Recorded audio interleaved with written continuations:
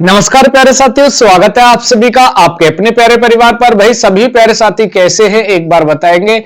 और दोस्त, मध्य प्रदेश की तरफ से एक आपको बहुत बड़ी अपडेट देनी है। दोस्त, कल 24 मार्च को एक बड़े आंदोलन की तैयारी चल रही है। ये आंदोलन की तैयारी दोस्त चौथी बार चल रही है। अब इस आंदोलन के पीछे जो बड़ा कारण है वो है शिक्षक की वैकेंसी को लेकर। अभी हाल ही में विधानसभा में आंकड़े पेश किए गए जिसमें 1 लाख से ज्यादा शिक्षक के पद रिक्त है, लेकिन फिर भी मध्य प्रदेश की सरकार और शासन के द्वारा रिक्त पदों के लिए भैया वैकेंसी नहीं निकाली जा रही है। और अब की बार जो 24 मार्च को एक बड़ा आंदोलन होने जा रहा है, इस पर कल मीटिंग हुई है, बैठक हुई है। अब कल देखना है कि भाई किन किन बिंदुओं पर और कहां इस आंदोलन की तैयारी चल रही है। आज के समाचार पत्र अमर उजाला में इस खबर को भाई दिया गया है। मैं एक एक करके सारी बातों को आपको शेयर करता हूं, साझा करता हूं, जिससे पूरे घटनाक्रम की आपको जानकारी मिल जाए।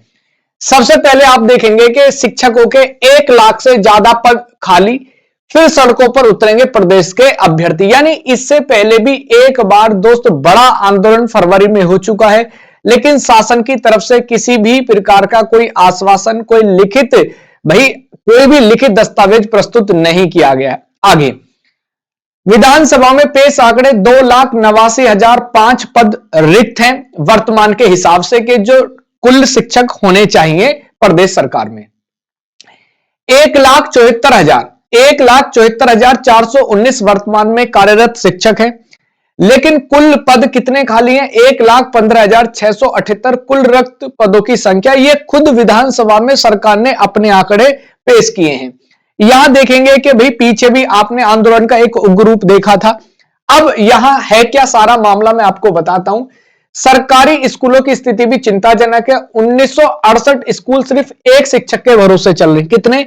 1968 स्कूल सिर्फ एक शिक्षक के भरोसे चल रहे। बड़ी विस्मय और अद्भुत घटना आपको देखने को मिल रही है।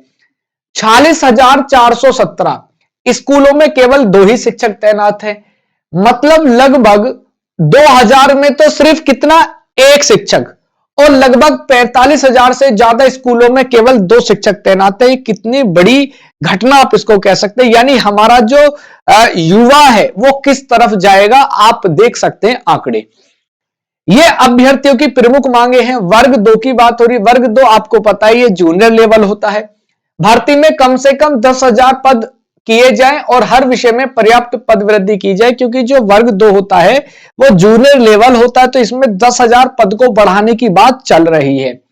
वर्ग 3 को प्राथमिक वर्ग कहते हैं। भर्ती में पद बढ़ाकर न्यूनतम 25,000 किए जाए कम से कम। सेकंड काउंसलिंग प्रक्रिया जल्द शुरू की जाए, यानी जो दूसरी प्रक्रिया है उसको जल्दी से शुरू किया जाए।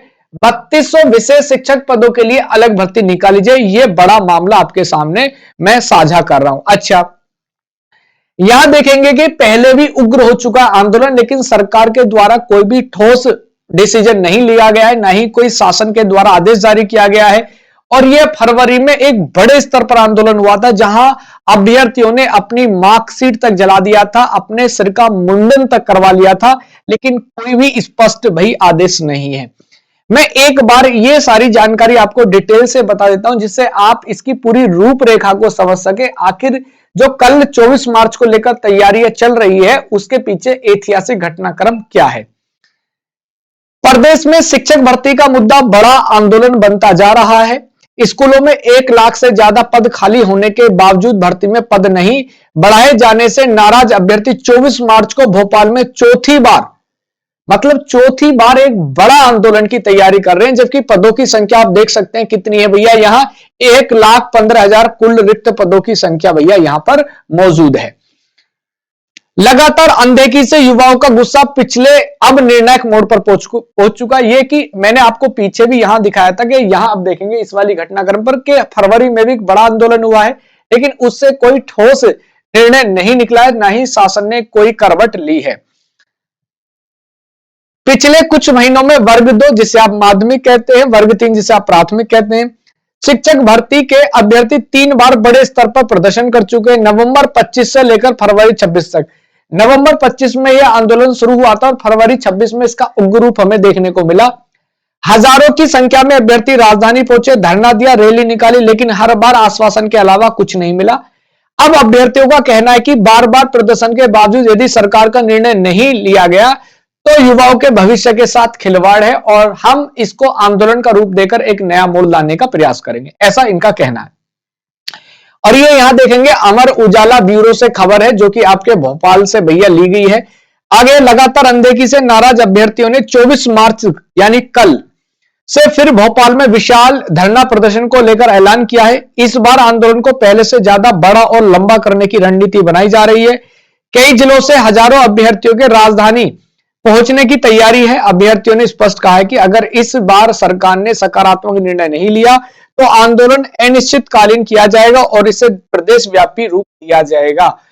तो कहने का मतलब जो प्यारे साथी यहां से निकल के आ रहा है, जो कंक्लूजन है, देखो, अगर सरकार में पर्याप्त पद नहीं है उसको लेकर अगर अभ्यर्थी सड़कों पर उतरते हैं तो ये अभ्यर्थियों को भी सोचना चाहिए। लेकिन अगर विधानसभा में खुद सरकार, खुद शासन के लोग यह आंकड़ा पेश कर रहे हैं कि लगभग 1,15,000 पद अभी खाली हैं, तो शासन इस पर क्यों नहीं कार्रवाई कर रहा है? कोई आगे की प्रक्रिया क्यों जारी नहीं कर रहा है? आज मध्य प्रदेश बेरोजगारी के मामले में बिहार के बराबर पहुंच चुका है। सरकार का आना जाना लगा रहा है, लेकिन अभ्यर्थी बेरोजगारी को लेकर अपने चरम स्तर पर पहुंच चुके हैं। समय समय पर बीएड बीटीसी कर रहे हैं और टेट सी टेट की परीक्षा बार बार पास कर रहे हैं, लेकिन उनके लिए कोई रोजगार की सुविधा नहीं की जा रही है।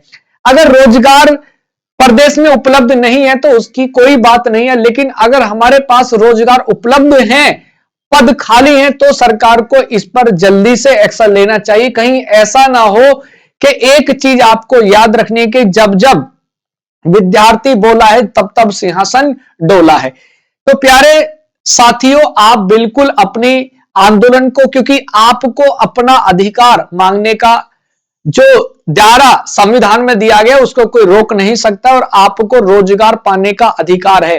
आप अपनी बात रख सकते हैं, लेकिन बस कल जो 24 मार्च को आप अपनी बात रखने जा रहे हैं उसको संयमित और इस प्रकार से रखिएगा जिससे एक पब्लिक यानी जो जनता है उसको कोई परेशानी, कोई दिक्कत ना हो। लेकिन आप अपनी बात सरकार तक किसी भी रूप से, जैसे आप लिखित ज्ञापन के माध्यम से उस भवन के आगे जहां आप जाना चाहते हैं, आयोग के सामने जाना चाहते हैं, निश्चिंत जाए। लेकिन मेरे आपसे एक ही हाथ जोड़कर विनम्र निवेदन है कि जैसे जैसे प्रदेशों में अलग अलग आंदोलन रहे उससे पब्लिक यानी जो आम जनता होती है वो प्रभावित ना हो, क्योंकि वो भी हमारे लोग हैं, हमारे अपने हैं। क्योंकि जब जनता का काम बिगड़ता है तो वो भी अपने लोग होते हैं। एक बच्चा जो स्कूल से आता हुआ गर्मी में परेशान होता है, एक मरीज अस्पताल जाते हुए दम घुटने लगता है, तो आप प्लीज, आपसे एक ही रिक्वेस्ट है कि आप व्यवस्था को ना बिगाड़िएगा, लेकिन आपका अधिकार है आपको रोजगार पाने का, अपनी बात रखने का। आप बिल्कुल व्यवस्थित तरीके से और एकदम अनुशासित तरीके में अपनी बात जोरदार तरीके से रख सकते हैं। दोस्त, क्या इस पर सरकार को एक्शन लेना चाहिए, नहीं लेना चाहिए? अपनी बात को जरूर साझा कीजिएगा कमेंट में। और इसी प्रकार की अपडेट पाने के लिए आप हमारे चैनल से जुड़ सकते हैं, चैनल को सब्सक्राइब कर सकते हैं। बहुत बहुत आभार, धन्यवाद। कोई अपडेट अगर मेरे साथ आती है, मेरे पास आती है, तो मैं आपके साथ साझा करूंगा। बहुत बहुत आभार, धन्यवाद।